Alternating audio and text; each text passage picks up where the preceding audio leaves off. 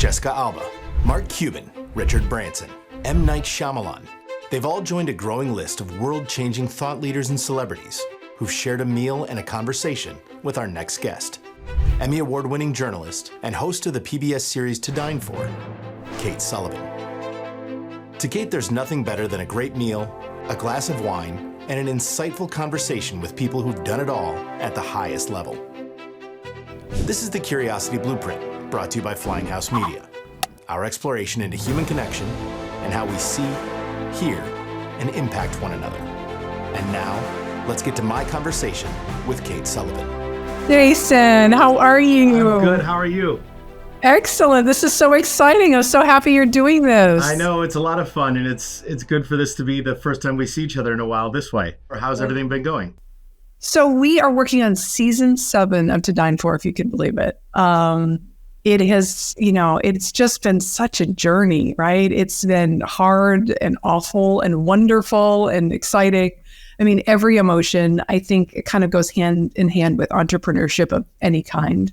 I always feel like my journey is akin to anyone trying to build anything or, even having like a small store, because I go through the same growing pains and pain points that they do. But yeah, it's going well. It's going really well.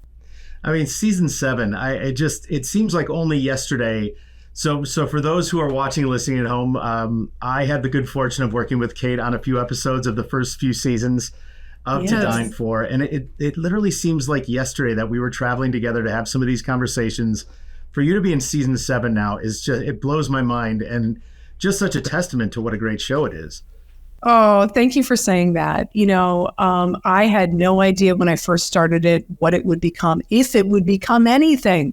When I met you, I think I had the pilot shot, and we were kind of dreaming up what season 1 could be and what kind of guests we could get. And I'll never forget that first episode with Howard Schultz that we did in Seattle, Washington. You were there with me from the very beginning. And I just remember walking in and seeing you there with the entire crew kind of set up camp in a section of this very small Middle Eastern restaurant and thinking to myself, oh my gosh, this is actually going to be a TV show. Like you have it in your head, you write it down, you think about it, and then you put a plan in place. And oh my gosh, we're there in Seattle. Howard is about to arrive. You are there getting everything ready, shooting B-roll, getting the crew up to speed on the whole concept. I mean, it was just such a moment. That interview, to me, nothing really can top that because of the level of anxiety I had and the level of excitement of how is this all going to work?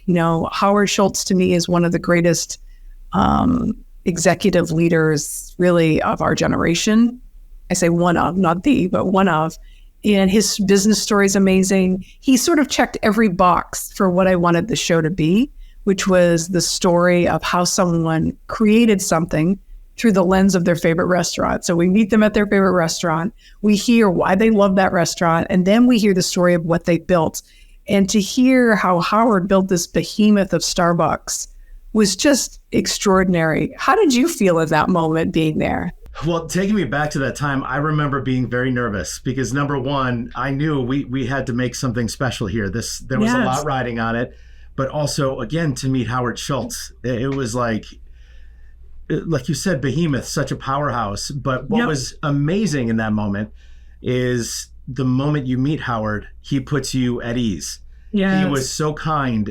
I feel like he would have sat there all day chatting with you. So those nerves. That's what stunned me. I was so stunned because, leading up to it, just to give some of your listeners / viewers in like an inside look at this, leading up, the PR people for these guests are writing, they only have an hour, we're going to yank them after an hour, just get ready. And so you have that anxiety going into it that you have so much money, the investment of the crew and everything. You have so much riding on this 1 hour. How are you going to make it happen? And the truth is, with someone like Howard, he absolutely, it was definitely an hour and a half to an hour and 45 that we spent. And you got the sense that he just loved talking about Starbucks. I mean, I think that's one of the reasons for the success is when you have a leader that is so in love with the story that will go on and on and on. And of course, afterwards, we walked over to the Starbucks roastery. And, we're in the wild of the Starbucks roastery with the sound and the noise and then making the coffee drinks and Howard wanting us to try this and this and this. And that excitement was almost like an entirely different shoot. It's almost like we did 2 shoots because I don't know, we were expecting a short, like walk and talk over at the roastery, but he sat down and started talking about, all the Arabica, or how do I say that? I think it's Arabica. Yes. He was so into the sourcing of the beans of the coffee and where he got them. I mean, it was hard not to get contagiously excited about what he was talking about. Well, I feel like Howard's not the kind of guy that just has a short chat. He very much, he gives you all of himself in that moment. And it was great. But, it was interesting in that moment, too, to see a conversation unfold while all these other things are going on. You mentioned the coffee house. It was a very loud coffee house. So loud. And it had all those, like the subway ticker going off up top. And yeah, forgot about that. Yes. And that just the sound of steaming milk. I mean, you are at that moment, you are the director of photography listening to all the audio and having a nightmare meltdown thinking, how is this going to sound? Me in that moment was just like, how can I, continue this moment and capture Howard's excitement? It was, and then I want to say his people were tugging at your shoulder and said, we're going to wrap this up. But Howard wasn't, was he? I would love to get to the point where this idea came from, but it starts back on a very different journey. What was it about journalism that was such a draw for you? If I had to pinpoint it, I knew that I get bored easily. And I knew that I needed a job that wasn't sitting at a desk, that was out in the world, meeting people, making things happen. And I was so curious about people and I loved telling their stories. And it all made sense. The high pay, unless you've been in a local newsroom where you have daily deadlines, sometimes 3 deadlines a day, the 5, the 6, and the 10 o'clock news, you are given an assignment. You're in a car on your way, sometimes to an assignment that's 2 hours away to interview people, bring it back and tell the story. That intensity is unparalleled. No other work environment, I don't think, other than perhaps maybe like an EMT or fire department of that, getting out there, having the adrenaline, having to get back, that is somewhat comparable. And it's such a unique environment and you learn so much so quickly. So I was in South Bend, Indiana for 2 years, and then I got promoted to Little Rock, Arkansas, and I was there for 5 years. And that was the best thing for my career. I absolutely loved being in Arkansas. Not at the beginning, because I was still a girl from Massachusetts. That was a hard cultural change. But I developed the best friends. I had the really interesting assignments every day. And it was a wonderful station, KTV in Little Rock. Isn't it amazing? We talk all the time here about how everything happens for a reason. And so here you are from Massachusetts going to Arkansas. Who would think that it would be so formative, these amazing friends you make and the experience you have? I always love seeing that with who would have thought that your promotion to Little Rock could be so impactful? Oh, it was indeed. And then, one day I literally got the call of a lifetime to come anchor the morning news in New York. And it was like, I had always hoped I would move to a bigger city. And by a bigger city, I thought maybe St. Louis or Denver, and one Friday I was anchoring the news at Little Rock, Arkansas. And the next Monday I was anchoring from WCBS, the flagship station in New York, the morning. And it was a very whiplash turnaround for me. But I did it and it was amazing. So I was in New York for 4 years anchoring the news there. And then, of course, I moved to Chicago to anchor the evening news, which was another dream job of anchoring the 5, the 6, and the 10 at WBBM, CBS affiliate in Chicago. What an incredible journey that all is. And so you won 4 Emmys as a journalist over your time there. I am sure covered so many huge stories, so many big things in those major networks. those Yes. major markets, I should say. Is there something that stands out to you from that time where you're like, I will never forget this moment? Yeah, any story where we had to be on the air for consecutive hours, sometimes 8 to 10 hours. That didn't happen very often, but when it did, those moments were always very, very impactful and would stick in my mind. I mean, I remember getting to New York and having to cover the anniversary of 9/11, but in New York. I had covered it in Arkansas as the whole country commemorates 9/11, but to do it in New York was a wow. It was, I believe, I'm trying to think, 2006, I believe it was the 5-year anniversary. So it was the first, it was the first big anniversary remembering 9/11, and just the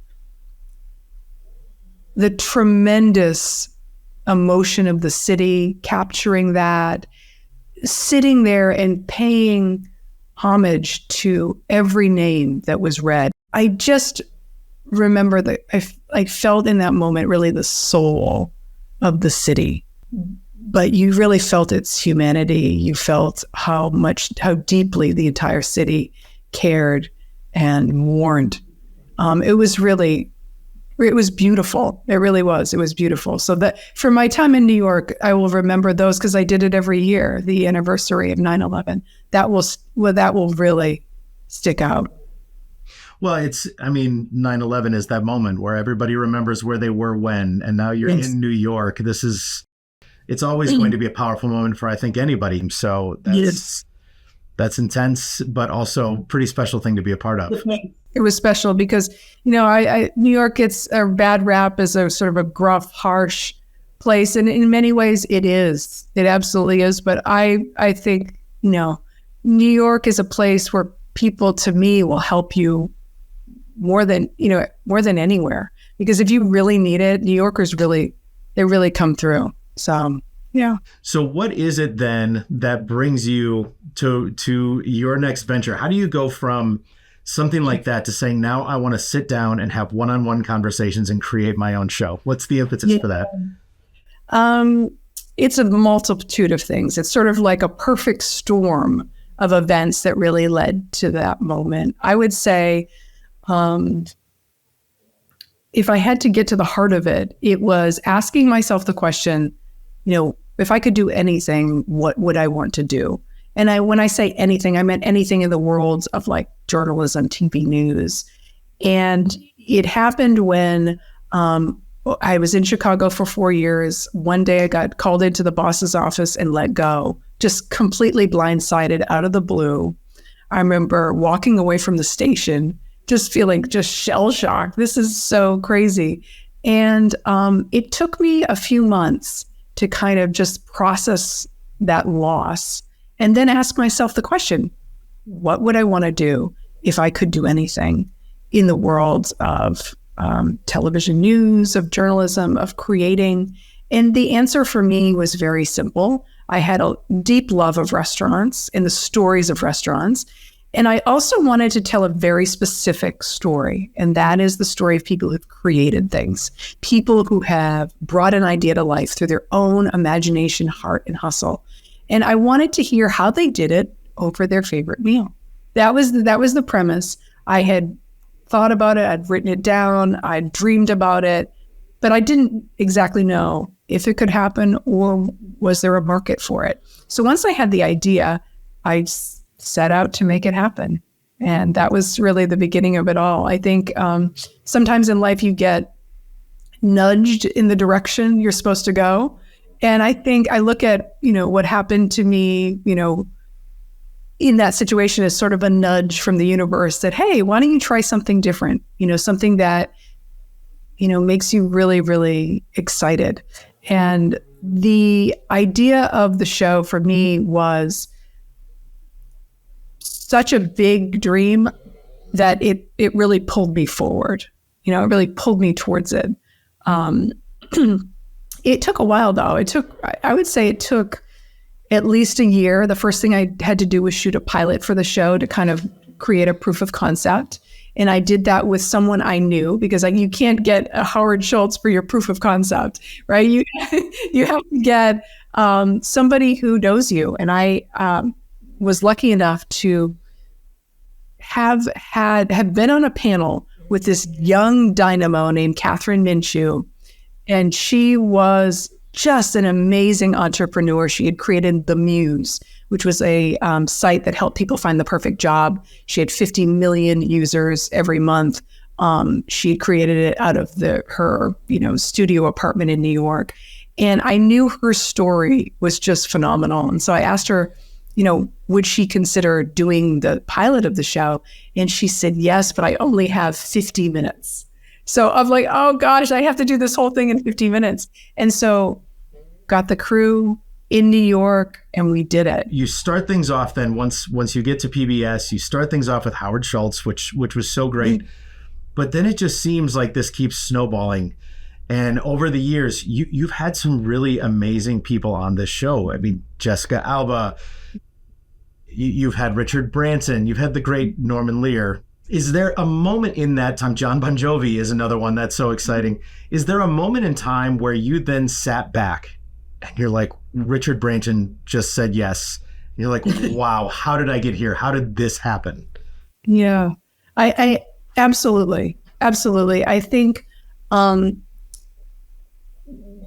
concept of being able to tell your story, there's, to me, the most underrated skill in business is storytelling, right? And any leader of a business or anyone who's created something knows that there is such power in telling your story and telling it well.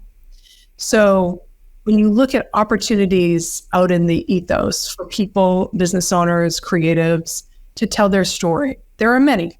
But there are some that are marquee. I think like the Today Show, like everyone wants to be on the Today Show because of the reach and the fun and the energy. So when I was creating To Dine For, very few take truly visionary guests and bring them to their favorite restaurant. So Richard Branson has had to tell his story over and over again. But very few, he said he'd never done it over a meal, right? So that was unique. That was something that I could offer.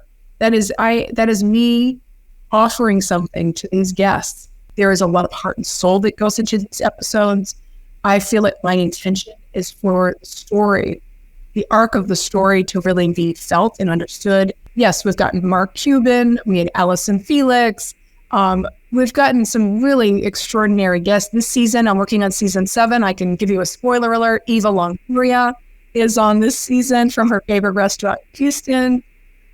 To me, that's, to get an A-lister of Hollywood, very hard. I mean, it's actually, to get a business CEO is 1,000 times easier than getting an A-lister like a Jessica Alba, although Jessica Alba was too. So, but to get an A-lister of Hollywood was really an amazing get. But, whoever says yes to the show has an amazing story to tell. They know it, I know it. And it's like, can we create an environment where, it really comes to pass? So I'm not going to make you choose. This was something that I've always wanted to ask you, especially now that you've kind of compiled this list of amazing people you've sat with. So you don't have to choose your favorite, but is there, because I feel like that's just putting you in a bad spot. But is there a moment over the course of this series, these 6+ seasons, that really stands out to you where you walked away from it thinking that is going to stick with me for the rest of my life? So many, really so many. I will say this season with Jewel, the musician, songwriter, who has been singing, since I was in college, so many, many, many years ago, who has sold 50 million albums, but is now taking all that she is and all that she has to work on mental health issues in our country. She's created a company called Inner World that allows you to log on and actually interact with an avatar. So it's completely anonymous. And you can talk about your mental health struggles and get real-time listening and advice. And here's why I like this conversation. And it's actually true of why I like all the really great conversations. She was authentic. She was real. She was vulnerable. She was willing to really share how she really felt. and she wasn't working off a script. And when people are not working off a script, when they meet you in the moment, Kevin Kwan comes to mind. You were at that shoot. Kevin Kwan comes to mind. He's the author of Crazy Rich Asians. He's gone on to write many more best-selling novels. What I loved about Kevin Kwan, when I meet these guests, I don't know how they're going to be. I don't know if they're going to resent the fact they have to do this, or they want to do it, or are they going to be standoffish? How are we going to connect? All these questions that you'd have if you were meeting someone, a stranger, for a meal. I have as well. Kevin Kwan was thrilled to be there. He was gracious. He was generous of his time, of his energy. He had a story to tell. But if you can get someone thinking in real time about how they think, you're going to capture who they really are. And like I did an interview with Simon Sinek, who, the great Simon Sinek, the author of Always Start With Why, and so many other books, a motivational speaker and thought leader. He was very comfortable, like being in the moment and thinking off the top of your head and kind of showing that. I think people who are being interviewed maybe are, especially if they're not used to being interviewed, that scares them. That scares them that they're going to stumble. But if they're really in the moment, like those are the best interviews, when people are just thinking and kind of showing you who they are. I think you are the reason why. I think the concept is great. An idea is great, but it takes the right person to get them there. And that was the main reason I wanted you on this show. Is I've loved watching your ability to have those real conversations with people. Like you said, these people have told this story a million times. Yes. So what is the difference if they're just telling it to you as opposed to somebody else? But it's what you bring to the table that changes the conversation and makes it a conversation and not an interview. Yes. And I think that is really the magic of what you bring to this, is you are willing to offer up some of yourself to help them get to that place where they're vulnerable and they're authentic. It's a two-way street. You have to do your part to get them there. You can't just ask somebody to show up and be vulnerable. You have to create that environment that allows them to be there. So I would argue in your favor that it is because of you that happens. And I think my question for you on that topic is something we talk about a lot here, is the importance of environment. You can have a team of great people that are very talented. You can have somebody who understands how to have a conversation. But if that is not a warm and welcoming environment, you're starting off behind the 8 ball. It's not a welcoming place. Right. You've taken that to the next level. You're going to go to their favorite restaurant. And is that kind of part of what you were thinking, is we're going to start them off in a comfortable place? This is going to feel like home to them? 100%.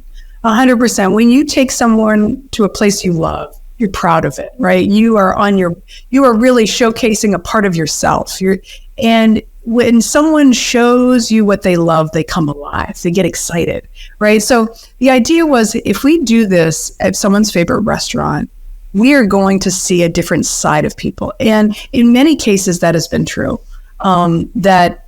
Someone, Sarah Blakely comes to mind. She orders her Paloma, which was grapefruit juice and tequila and lime juice. And, you don't normally see Sarah Blakely, the CEO, former CEO, and founder of Spanx, drinking. But it was that moment. She brings her own grapefruit juice. She cuts her own limes. She's very particular about a cocktail. And you're learning a little bit about her. She really loved the sushi restaurant that we went to in Atlanta. You could tell she ate there over and over again. And it was very special. So by virtue of the fact that it's at a restaurant, you're really creating that environment. You're connecting with someone. I have a style, I think, that is a little bit different than the average person who does interviews. It's a little bit more relaxed. What I like to do is do a lot of research on the guests. So I already know their story. I know a lot about them. But then, instead of taking that and writing scripted questions, which would be the normal next step if you were a serious journalist, I like to take that information and kind of throw it out the window and try to be in the moment of hearing it from them in real time and letting what they say inform my next question. So what they say very often sparks something so interesting. And if you already had a set way you were going to ask the next question, you would miss that. And it's those opportunities for those follow-ups that I think make an interview. They really create, well, first of all, it shows that you're listening, that you care, and that it's a conversation. It's not just question, answer. And then it sets them at ease because you catch them off guard, and then they're able to, again, show you how they think. And then you're getting something real. And at the end of the day, that's what it's about, a real response. You're singing my song. This is my team is probably so tired of hearing me talk about that very thing here because it's everything I believe about conversation. And what it makes me think of is, I remember when I was coming up in the industry, I got a lot of really bad advice when I was very young, 24, 25, and thinking this is what I want to do. I love talking to people. I love being on this side and helping connect people through video story. It's just my path. And a lot of the advice I got initially was make sure you hold eye contact, nod and throw in a here and there, and basically give the illusion that you're listening. Oh, wow. And that immediately did not work for me. I was like, well, why don't I just listen instead? The best advice I got, however, was very similar to what you just said. And it's a very close friend of mine from my Oprah days. His name is Brian. And he had said, your job, I was preparing for my very first ever interview of a very big story. And he had said, your job is not to ask questions. Your job is to know their story better than they know it themselves. So you can sit down and be fully present in this conversation and give them all of you. You'll know what to ask because you're going to be curious about it. And I've taken that with me now for all these years. And that is what has taught me what a real conversation actually is. It's not reading questions off a piece of paper. It's giving your complete attention and truly listening to somebody. Yeah. And someone once said, you can only meet someone as fully as they have met themselves. And to me, that really, really has rung true my entire career. You can't get someone to be vulnerable and present if that's not who they are.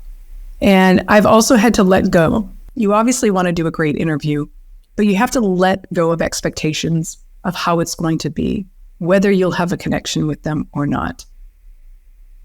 To do the work of being present and listen and care, believe me, you're doing more than most. And if you can do that, the other person has to recognize that and feel honored by it. And if they don't, you have to let it be what it is, right? You can't force a connection. You can try to create a connection with someone. You absolutely cannot force it. It has to be genuine. I think genuine meets genuine. So if you are genuine, I think the genuineness of the person comes out. And the same is true is if you have a lot of anxiety going into an interview or you have everything scripted, you're going to get that back. You're going to get that energy is going to be matched by the person going, wow, they're really nervous. They're making me nervous.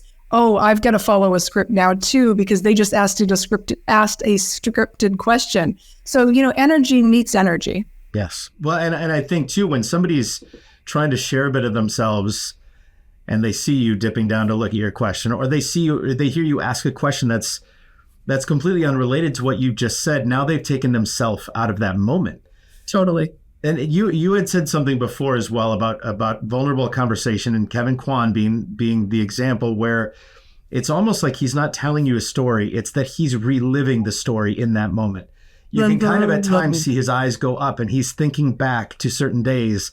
And I feel like that's that moment of chemistry that happens where, okay, this conversation is a living, breathing organism all of its own now. And it's going to go where it's going to go. Absolutely. It doesn't always go well, right? Let's talk about that. It doesn't, and I'm not going to mention anyone, right? I would never do that. But I recently had a conversation that wasn't my favorite. It wasn't my favorite. And very often, again, it goes back to, you don't know what that person is dealing with or how they're coming into the conversation, what anxiety they're bringing, what they're afraid you're going to ask. You don't know any of that, right? So you have to be sensitive to all of that. And again, You meet someone with care, you meet somebody with authenticity and curiousness. And that's really the best you can do. And you have to let the chips fall where they may of whether the conversation goes well or whether you create a connection, because you hope you do, but you may not. And that's okay too, right? All you can control is the energy that you bring to the conversation. Well, I want to talk more about curiosity. Obviously, this is the Curiosity Blueprint, so that is a huge topic for me that I like. But I wonder in those moments, and as somebody who worked with you on the other side, where we're trying to get the cameras and the lights and the audio and making sure that we're staying within the time constraints, how do you manage that side of things when you're listening, there's stuff going on with audio, or that time is of the essence, but you still want to stay in that moment? How do you manage that duality of you're producing this, but you're also trying to live in this moment of the conversation? It's so hard. It's taken me every bit of the 6-7 years I've been doing this. When you're producing it and living it, it's very difficult. It requires and eat and welcome food and have spaghetti hanging out of your mouth. So it is a real conundrum. I don't know. I do think that I have such passion for this show, and I've learned over the years kind of how to handle that. I block out a lot to focus on the guest and what they're saying and trying to stay in the moment. For me, it's all about staying in the moment. And also, my days in television news, I know what 30 seconds, if you tell me to stretch for 30 seconds, if you tell me you only have 3 minutes and you're going to run out of tape, right, which happens all the time, we're going to have to switch discs. So you literally have 2 minutes. I know what that means. I know what 5 minutes means. So I'm kind of really uber aware of time in the back of my head. So that training has really shown up on this show. But yeah, I usually only get an hour and 20 minutes with these folks for a 30-minute show, which sounds like a lot, but it's really not, and so I'm trying to maximize every moment. Yeah, it's an interesting battle always to get your mind is pulled in a lot of different directions. So it is a skill that you have to develop to understand how to still be present with all that going on. And yes. What you bring up, I wanted to ask you about this, the food. Yeah. So I am somebody who sits in my office and closes the door if I'm having lunch. I do not like to eat in front of people, even when there are not cameras. Were you at all nervous about, like you said, spaghetti hanging out of your mouth? Like sometimes eating on camera is not the easiest thing to do. No. Well, you know why? Because I knew that we would edit it out. I knew that I wouldn't include that in the show when you're producing a show. But I also knew I'm just so focused on the guest, right? I'm so focused on the guest that really never entered my mind, the nerves about, and I just love food. I really do. I like, that is really the heart of why I do this show at restaurants. It is not just to make people feel more comfortable. It's not just a tactic. It's because I deeply love restaurants, and I love trying new restaurants and love hearing the story of how restaurants were built. This was really, I think, even preceded the idea of interviewing visionary guests, was the idea of doing something restaurant related. I initially thought of maybe just doing a show on restaurants and telling restaurant stories. I mean, that's how much my love of restaurants that is definitely more important to me almost than the concept of To Dine For, is just telling these amazing stories of restaurants, because I think they need to be told. And the story of the American dream is the story of restaurants, because you can really be from anywhere, have any level of education, and through heart and hustle create a great restaurant with food that represents where you're from and who you are. Maybe I have another show in me. I don't know. One of my favorite moments in this entire series, and partial to me because I was there and meeting a hero of mine, but was the episode with Norman Lear. Yes. In the middle of, first of all, he was amazing. He had shown up that day. He had already eaten lunch and was like, that's okay, I'll have another lunch. Yes. But he, at one point in the interview, had a piece of kale on his lip. And you had to very politely say, you have a piece of kale right there. But he turned it into a moment. He made it funny. And that to me, that would not happen in any other situation. And it just showed his charm and his ability to just be happy who he is. Yes, his comedic timing was very obvious in that very moment where he had kale on his face. I think he said, let's make something of this. This should be part of the show. I just love that. He was charming. He was everything you thought he would be and more. I'm so happy we had that moment. I feel very lucky to have interviewed such a icon in television history and what he's done for the modern American sitcom and beyond. What a gem. Yeah, really.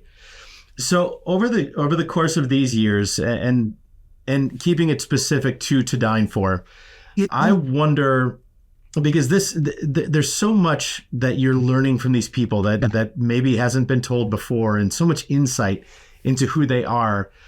Have you learned from it in your own life? Has it made you a better conversationalist when you're not on camera? What has this impact been of learning how to have conversation like this on camera, but also just learning from your interactions from these people? Has it left a mark on your own personal life? Absolutely. If you ever were trying to build something yourself, if you were ever trying to create something, to start something, to get something off the ground, to have the opportunity to sit down with these amazing visionary guests, each offering their own unique insight, it's been everything to me, honestly. I have learned so much over the years, and I'm still learning, right? Like I still go back to certain conversations I had and think, oh, that's what they meant by that. And it's really been a journey to create the show, but it's been really nourishing, right? I use that food word, nourishing, because there's so much insight in every conversation. I learned so much with just how someone shows up in the world and the energy it takes to show up in the world, to what they've done and how they've done it. Yeah, there's been just countless insights. I think for me, when I was getting ready to sit down with you, I had a chance to kind of go down memory lane and think back through my own career. I've sat across from probably 1,000 people at this point and heard their stories. Some of them people living with rare diseases and just devastating circumstances, to some people that are my icons or celebrities or business leaders. And I think what it has done for me is I finally feel old enough to understand what wisdom truly is. I think we all have this concept of, we know what a wise person is, we understand what wisdom is, but it's clicked for me that wisdom to me is just shared knowledge. It's this opportunity to take advantage of conversations and connecting with people and taking little bits and pieces to make your own compilation of knowledge and how it impacts your life. And I think I'm grateful for us having this conversation, because I don't think that would have clicked for me until I started looking and realizing this is about so much more than a conversation. It's about what you take from it and kind of carry with you forever. And it's very impactful for me. At 45, I feel like I can finally say I'm getting wise. I'm getting there. Oh, that's beautiful. That's great, Jason. For me, my definition of a great conversation has changed over the years, having done this show. And for me, Oprah always talked about the aha moment that she would have when she would talk to someone. And that's absolutely true. For me, it's not necessarily the aha moment I have, and it doesn't happen in every conversation, but can the guest have an aha moment? That to me is, wow, I've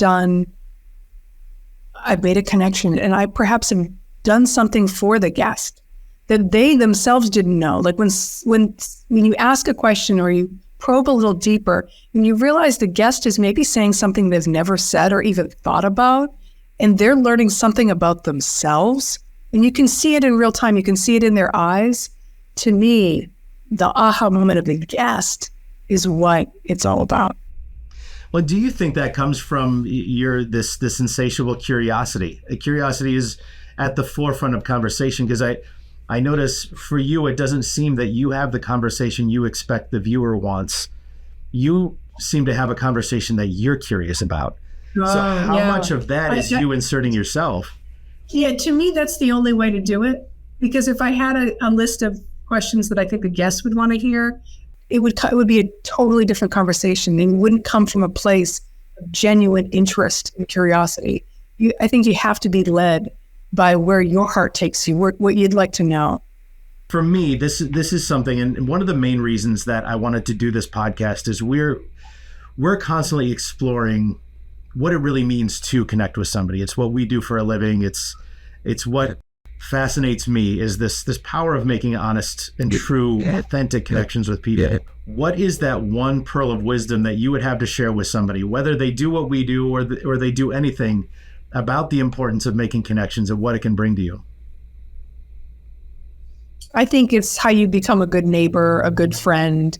I think it's how you are a good spouse or a good parent. You know, you have to connect with people first and foremost to do anything of value. And you know what? The thing about that is it doesn't cost anything. You don't have to have any level of intelligence. That comes from the heart. It comes from who somebody is deep down. So connection is always a choice. It's always a choice to take the time to really listen and to make an impact. But I think it's essential to a good life. I have to say, I could not be happier to be sitting here talking to you about this. When this whole concept came up for us, it was one of the first things I said to my team is, I've got to reach out to Kate, see if she's got the time. And I've missed you very much. And so I'm so glad to be able to reconnect, take this trip down memory lane. But above all that, just to hear your insight, I think what you do is amazing. It's inspiring to me. And so I just thank you. I thank you for being a part of this.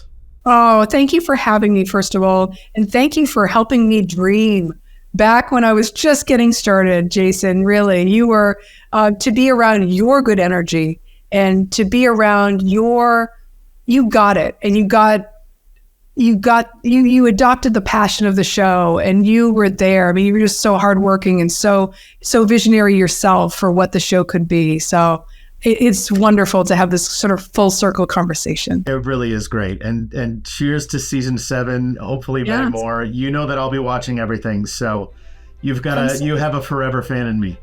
Thank you, Jason. Thank you so much. You have a wonderful day and thanks for this opportunity. Through her insightful and heartfelt conversations with others, Kate Sullivan has shown us the true power of the dining table.